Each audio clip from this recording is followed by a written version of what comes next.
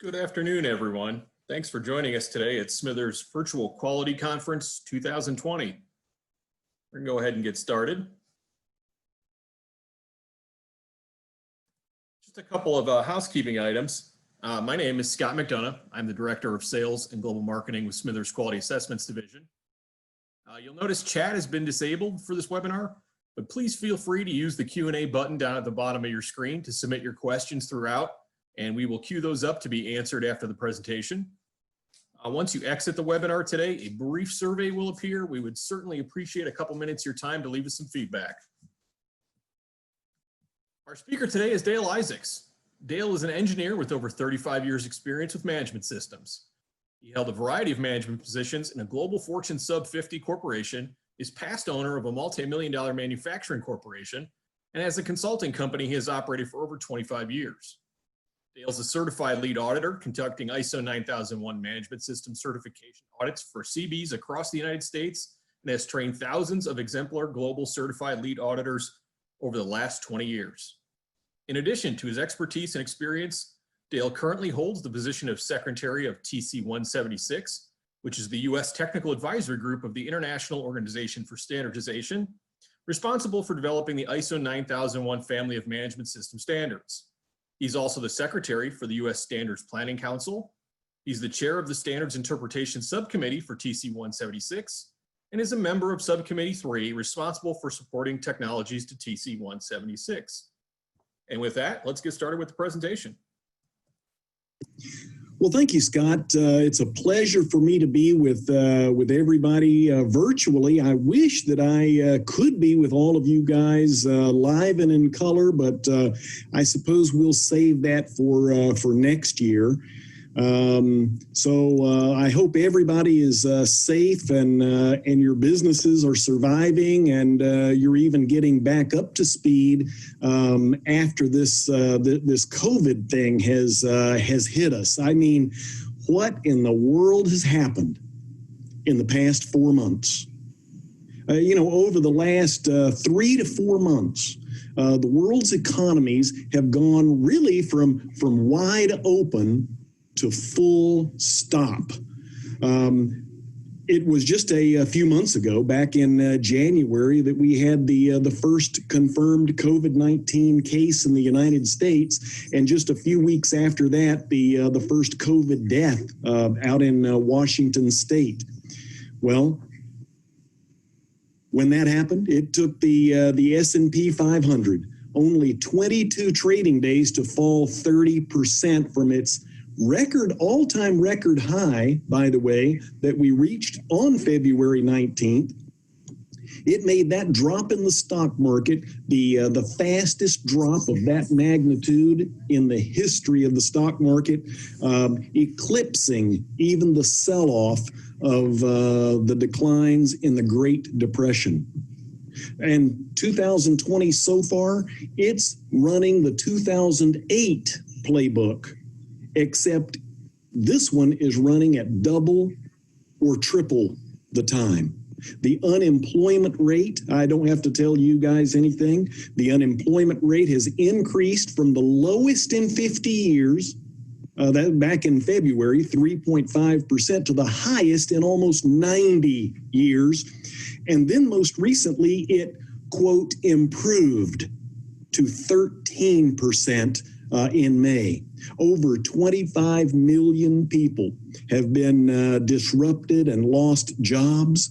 It's the fastest thing that has ever overtaken us.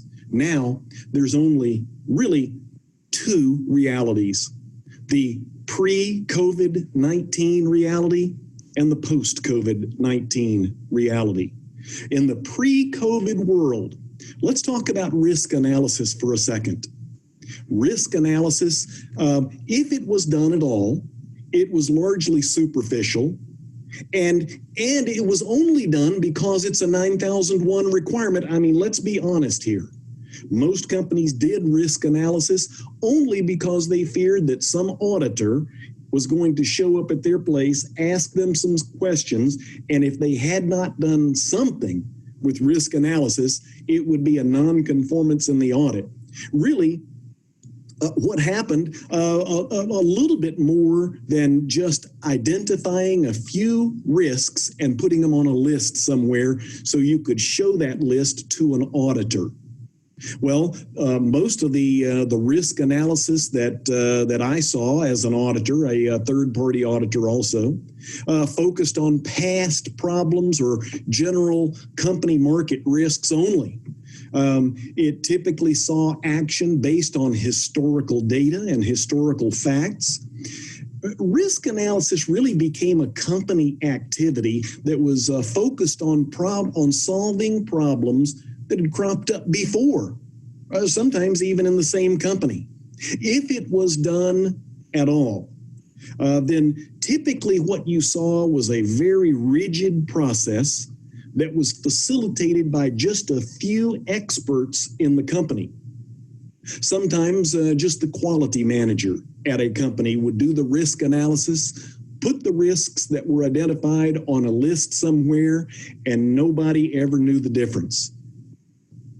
Pre-COVID-19, it was definitely, from what I have seen, not an automatic reflex action that was done by process owners on a day-to-day basis as part of managing their process. I'm reminded, Scott was asking me when we were talking earlier, are there going to be any Dale's rules in this presentation? Yes, there's going to be some Dale's rules.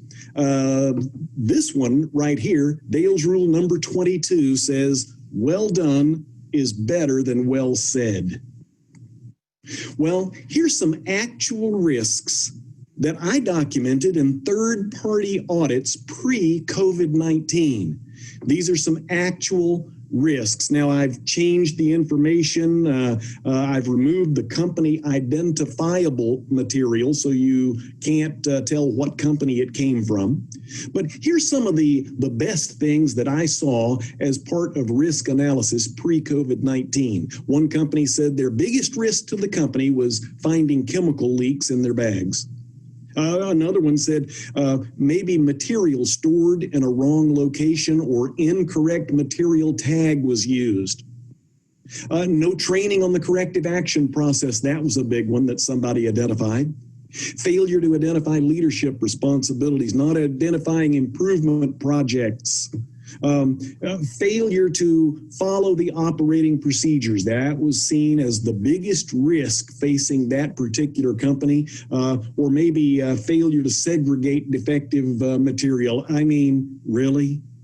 Those are the most strategic risks to the business that people could identify. Well, if you look at that, it's really not a whole lot more than just a list of things that have happened in a company. Then the COVID-19 pandemic hit. Well, so in a lot of cases, the approach to risk really turned out to be risk identification versus risk-based thinking.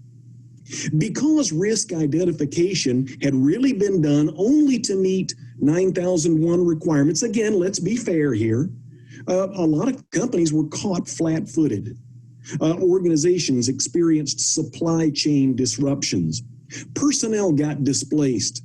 Businesses all over the country, really all over the world, have been forced to close. There really was not a lot of contingency planning, and it left people with very few options. Before I go much further, let me identify what I mean when I say risk identification versus risk-based thinking, because neither term is defined by ISO 9000, the dictionary, or ISO 9001. So a moment with Dale's dictionary, you can see that on your screen perhaps.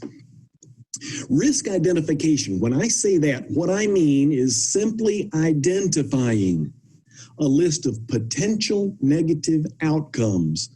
Really not a lot of strategic thought or long or short-term impact on the business. That's identifying risks versus risk-based thinking.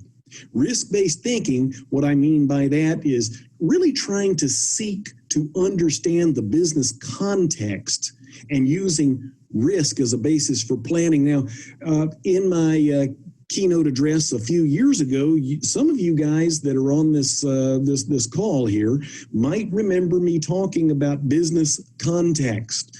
Business context is introduced in 9001 over right in the front end, the first clause, 4.1. It talks about business context, looking at the internal issues and the external issues that might affect a company. So now that we've got the dictionary, Dale's dictionary, out of the way, now we're all on the same page here, and that's what I mean by identifying risks versus risk-based thinking. So risk identification versus risk-based thinking. Again, if we're going to be honest, a lot of companies have approached risk from a position of defense versus offense. Scott, this is one where we talked about it before we've done this session right here. It reminds me of a Dale's rule that says you can only score 2 points on defense. The lesson is get on offense where you can score the big points, but many companies approached risk from a position of defense versus offense. They didn't look forward necessarily to what may happen, but they looked backwards perhaps at what did happen and made a simple list of things. Remember, it's a requirement in 9001. The reference is right in the center of the screen right there, clause 511D. It does require top management to, quote, promote the process approach and risk-based thinking. That's a requirement of 9001. Well, to be fair, I mean, I've run multiple businesses in the past. I had my own manufacturing company. And when you're trying to run your own business, you're trying to prepare for every conceivable thing that might happen. But I think also, to be fair, few of us, I wish that we were all together in the same room this year. I would have everybody raise their hand. Who in here could have imagined that we were going to have to prepare for a pandemic that was global in nature? It struck swiftly, broadly, and to this date, there's no clear end point in sight. So first, what do we need to do about it? And then we'll talk about how can ISO 9001 help. First, what we need to do is we need to continue using that fast twitch muscle, the reflex muscle that we've been using the last 60 or so days, and couple that with risk-based thinking. Now, when I say that fast twitch reflex muscle, some of you have been athletes in the past, and you know that the best global world-class athletes develop that fast twitch reflex muscle. If they're a sprinter, it's the sprinter that gets out of the blocks the quickest. If you're playing baseball, it's the one that can get around on the ball the fastest. That's that fast twitch reflex muscle. And we've done pretty good at developing that over the past 30, 60, 90 days, I believe. Well, the problem with that fast twitch muscle is that functional-based organizations really were never built to handle the situations that we're facing today. On the left-hand side of your screen, you'll see what some typical functional department, well, that's what I mean, functional-based organizations. They're based on departments. We have an order entry department, a sales department, a production department, a purchasing department, an accounting department. That's what I mean when I say the functional-based organizations. Well, those types of organizations, they're really pretty good at topic expertise and pattern recognition. They do a few things, and they really kind of do them pretty well. What we really need to do is develop that fast twitch reflex muscle. We need generalized problem solving across really a wide array of topics. What some of the functional organizations are good at is fact-based decision making. Leaders can drive actions based on commonly accepted sets of facts. What we need to be doing is developing hypothesis-based decision making. I mean, really, by the time the facts are available, it's already too late to respond. I mean, if you think back over the past couple of months. Functional organizations, they have a commitment to a path forward based on consensus, reaching consensus across a large swath of leaders inside the organization. Well, perhaps in the future, one of the things that we need is to place a higher value on speed of action over consensus about the action. They're pretty good at functional department-based management, but what companies really need to be is managed by processes and managed by systems. So the takeaway for this is process focus over function focus. So can 9001 help us at all? Well, actually it can. A couple of clauses we'll take a look at right now. Clause 441 and 6.1, they provide a lot of help for us. If you have your 9001 standard handy, that would be a good thing to have during this talk right here. But if you don't, I've copied and pasted clause 4.4.1 from 9001 on the screen right here in front of you, and you'll recognize that as copied and pasted right out of the standard. This is the section right here that really sets up the entire management system. Okay, and you'll recall that early in 4.4.1, it says you'll establish, implement, and maintain a management system. And then you'll figure out the processes in the second paragraph.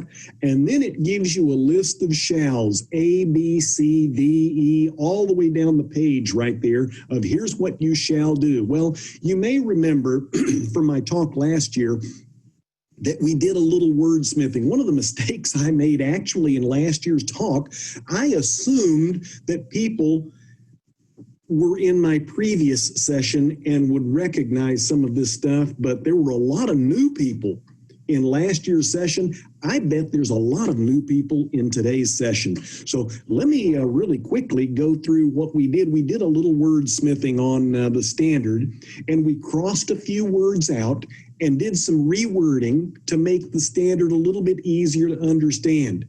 That second paragraph in 441 now reads, the organization shall determine the processes needed to run the business.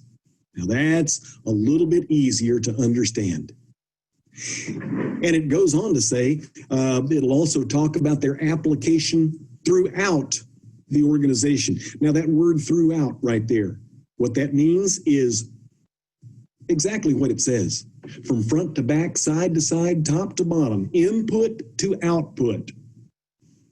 Now that, you might recall from last year's session, is big Q thinking. Remember there was little Q thinking and big Q thinking? We'll talk about that more here in just a minute. Little Q thinking quality, little Q thinking is only applying perhaps 9001 only to the production processes. Well, that's okay, but if you think big Q, that's where you're applying 9001 requirements across the entire business, throughout the business. Well, one of the other things that we did last year to make things easier, and I've gotten a bunch of comments from everybody that has seen me do this, the 9 steps. A couple of years ago, I did a talk on everything I needed to know about business I learned from clause 4.4. Well, those 9 steps, the first step was what we just looked at right there, determine the processes needed to run the business and how they apply throughout the organization.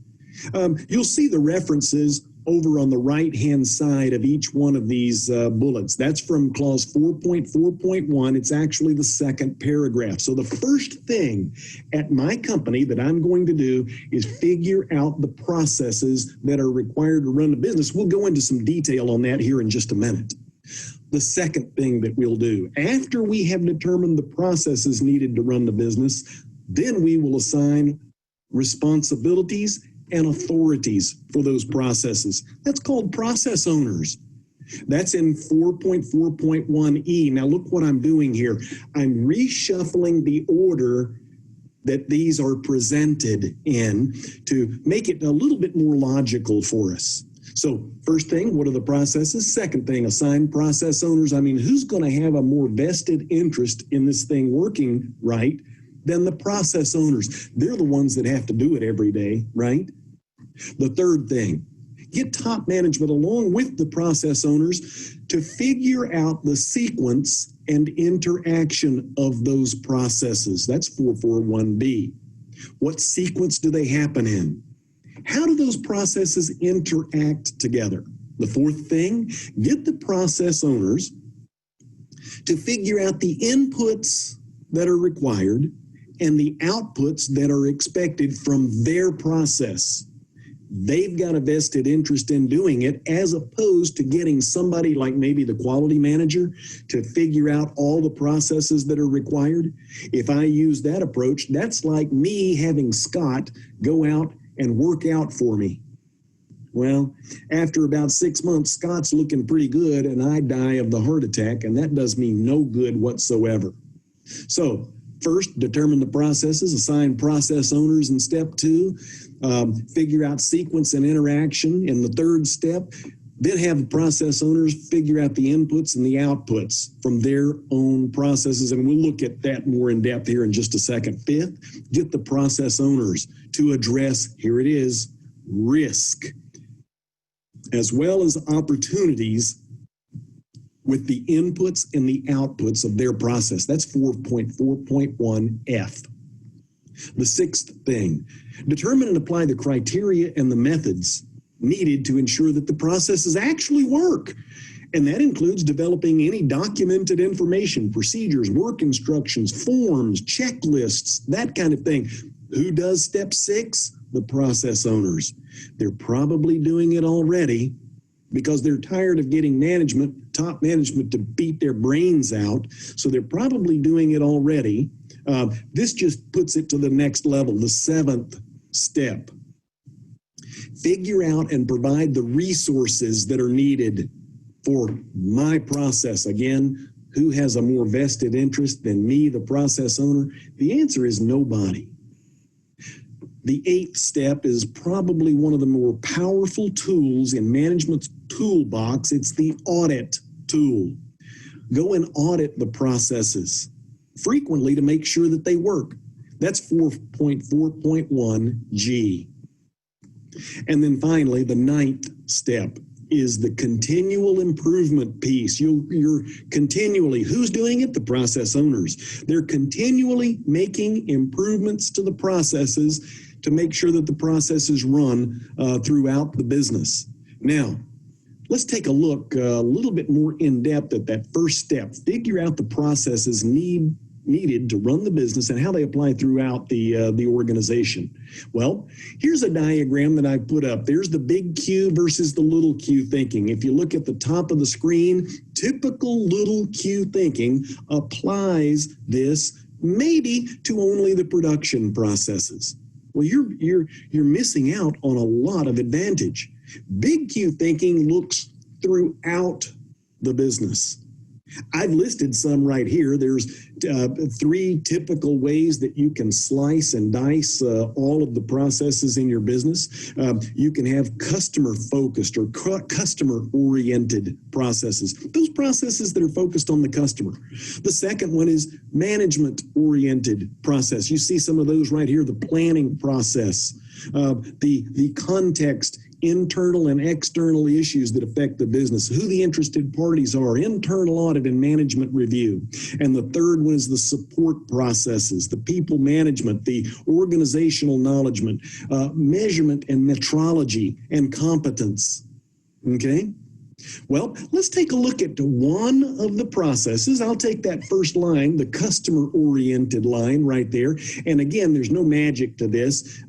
Perhaps some of you might have some of these same processes. They're probably called different things in your industry or your different sector. You've got the quote process, the order entry process, design, purchasing, production, distribution, shipping, and then final billing. Look at it as how an order flows through the business. Let's take a look at one of those processes. Let's say we're going to look at our purchasing process, for example, and I am the purchasing process owner. Well, in an average company, who would I be? Probably the purchasing manager. So we'll take a look at that one process right there, and then we will apply risk-based thinking to that process. Well, ISO Clause 6.1, again, that's a lot of help to us, and you might remember me talking about that, especially if you look at 6.1.2. It talks about the organization shall plan actions to address risks and opportunities and how to integrate the actions into the processes and evaluate the effectiveness of the actions. Well, there's some key words in there, and if you circle just 3 or 4 of those key words and then connect the dots with arrows, Clause 6.1 now reads like this. An organization shall plan how to integrate risk-based actions into the processes required to run the business. Who does it? The process owners do it, because they've got that vested interest in making sure their process works the way it's supposed to work. And here's one way right here to apply risk-based thinking to my particular process. Again, let's take that purchasing process owner as an example. For each process, we're going to apply risk-based thinking. We're going to take a look at inputs and outputs for my particular process. Some of you guys might recognize the diagram on the screen, a turtle diagram. Some people call them input, output, SIPOC diagram. There's all kinds of names for this thing. Well, how do we use it? Here's one way to do it. If I'm the process owner for the purchasing or procurement process, let's just go around that purchasing process and let's take a look at how to do that. Well, if I'm the purchasing process owner, look at the lower left-hand input into my purchasing process. I'm looking at things like, do I require any process controls? Do I require any procedures, methods, documents, forms, records? What are the supporting processes? Let's see. For purchasing, a supporting process might be the vendor qualification process on the front end and incoming, receiving, and inspection on the back end. That's where you inspect what you bought to make sure it's what you got. Going around the turtle diagram, look at resources. What are the risks right here that my test equipment is not adequate? My computer systems, do I have any software, hardware? Look at the environmental conditions. If I'm the process owner for metrology, environmental conditions, the conditions under which I do the measurement, critical aspect. Maybe not so much if I'm the purchasing process owner. Who is responsible continuing around the process? Describe the skills and the competencies that my purchasing people need in order to run the procurement process. And down the bottom right-hand side, the metrics, the measures. What measures do I have in place to show that my process is working the way that it's supposed to be working? Well, if I've gone through as a process owner and identified the risks for each input and each output. Now think about this. And you get each process owner to do the same thing with their process throughout the business. Now ask yourself, what's the probability that I'm not going to get what I think I should get out of maybe my manufacturing company, maybe my hospital, my healthcare, my school, my restaurant, wherever it is, where I've applied risk-based thinking to all these inputs and outputs. So what do we do with that? Well, I've got a risk impact analysis matrix. You guys feel free to copy it, steal it, and use it. I've presented it in past years. It's still applicable. I took our purchasing process right there at the top, and I identified 4 potential risks in that second column. Here's one that we've all experienced: supply chain disruptions as a result of COVID-19.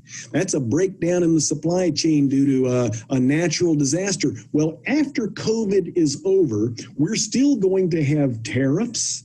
We're still going to have perhaps government intervention into the supply chain that might disrupt the supply chain. As you work your way down the matrix, we've identified as a process owner 3 or 4 other ones. There's probably a dozen more that I've identified. And hey, take note of this: they change over time. This is not a one-time event. They change over time. Well, working from left to right across the matrix, let's take our individual risks. Risk is a product of likelihood times consequence. Likelihood is how likely is it, the probability that a risk is going to happen, and I'm going to assign a number 1 to 10. 1 means it's not likely at all. 10 means it's almost certain. So I'll brainstorm where to assign the number. Again, guys, you don't have to do this. This is only a tool that I'm presenting for you. Feel free to steal it and use it if you want to. If you don't want to, that's fine. You don't have to do it.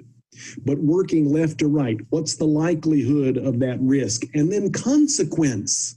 If you look at consequence on the top, right there in the center, there's a consequence to the risk to operations or to property or people or customers or maybe the environment, depending on what the risk is.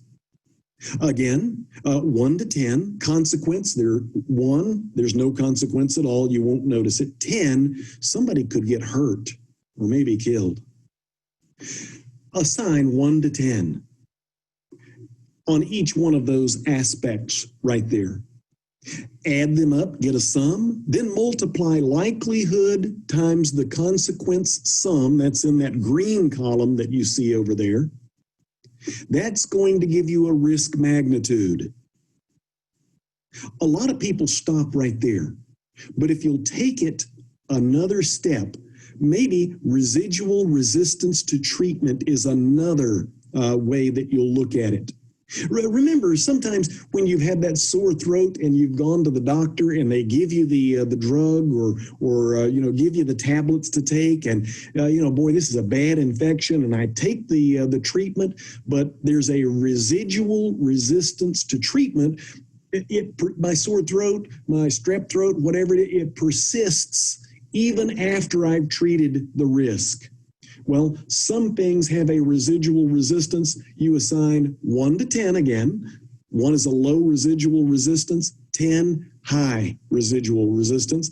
Assign that number 1 to 10, and then you multiply risk magnitude times residual resistance to treatment. That's going to give you a final impact analysis ranking. Sort those highest to lowest, and then work on them one at a time. You don't have to do everything at once. There's a Dale's rule in there, Scott, that says time exists so that everything does not have to happen at once.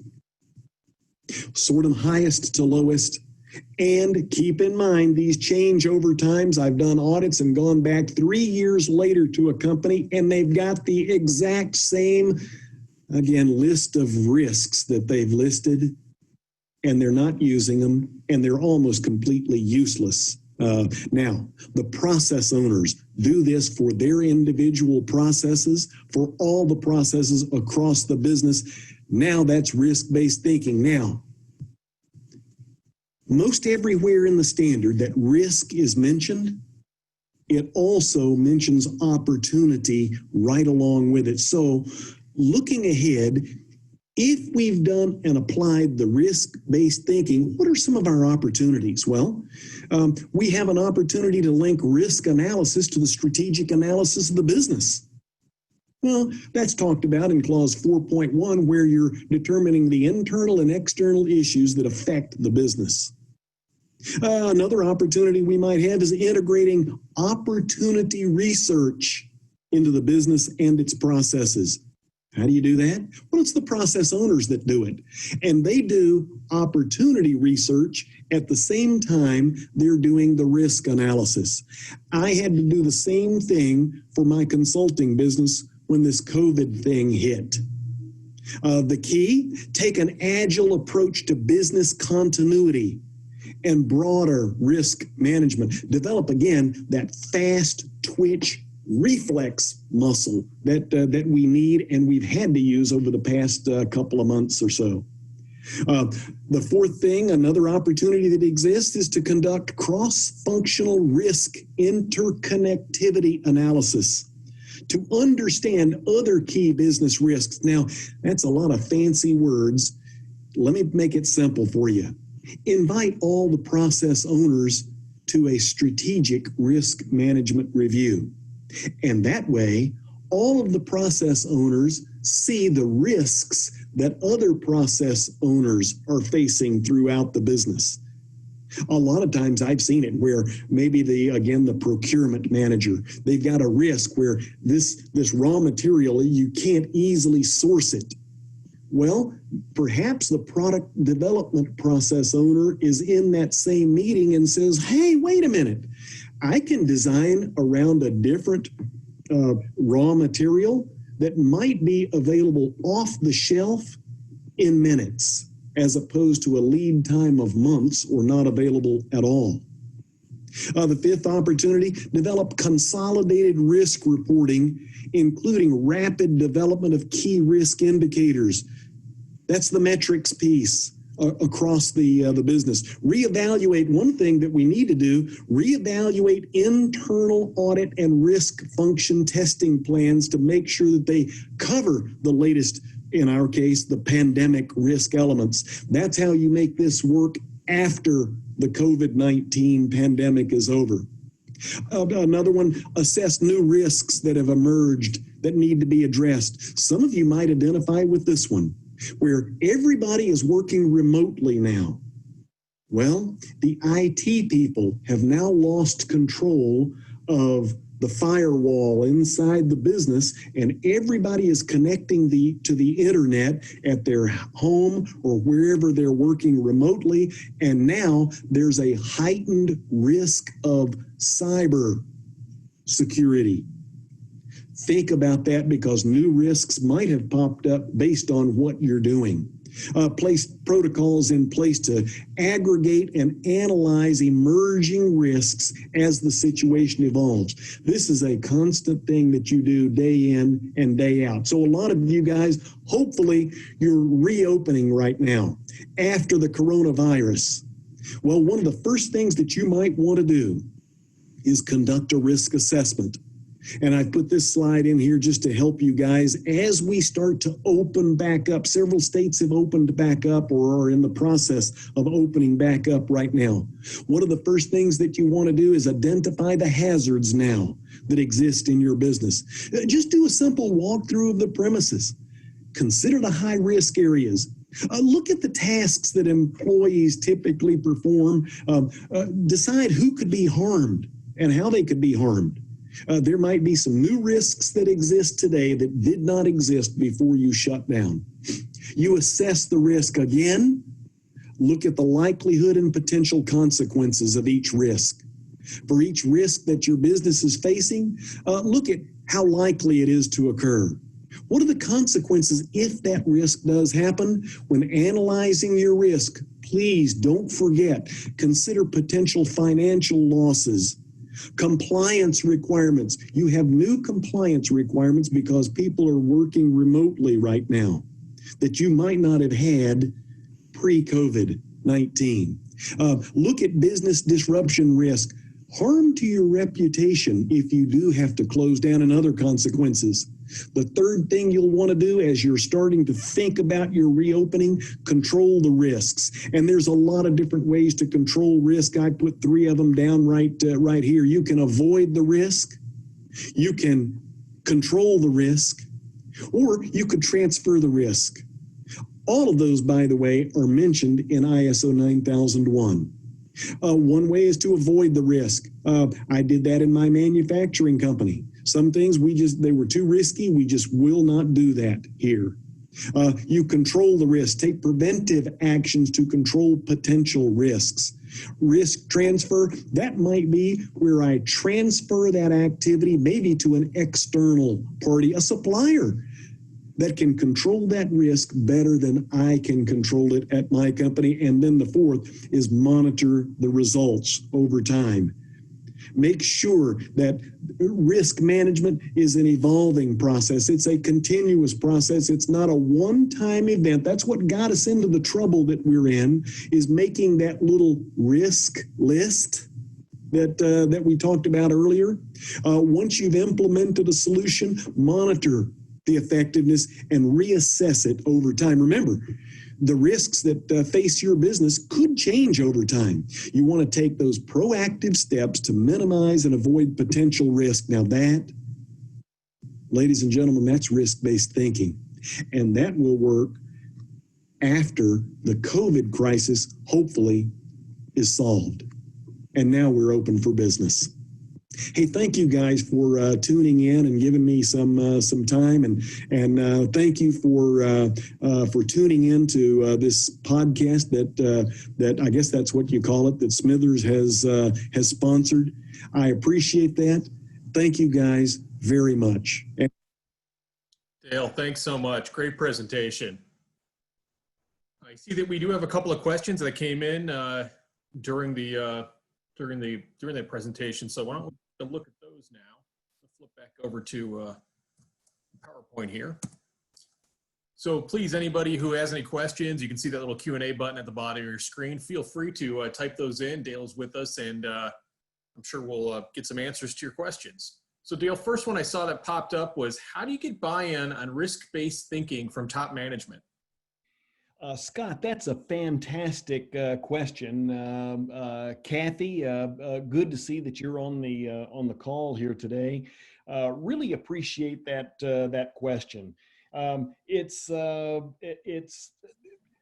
people think that people resist change. Well, they really don't. That's a Dale's rule. People don't resist change. They resist being changed. And so if somebody's being changed, they'll resist all day long. And one of the keys to getting buy-in from top management, human nature, Kathy, we all want to know what's in it for me. Well, there's a Dale's rule that says nothing gets your attention like a kick in the wallet. If you can take some of this stuff that we've experienced over the past 3 or 4, 5, 2 or 3 months, whatever what it seems like, about a year or two that we've been in this thing, if you can take some of the things that we've experienced in the past couple of months and equate them back to where we might not have done such a good job at our company of doing the risk analysis. Look at those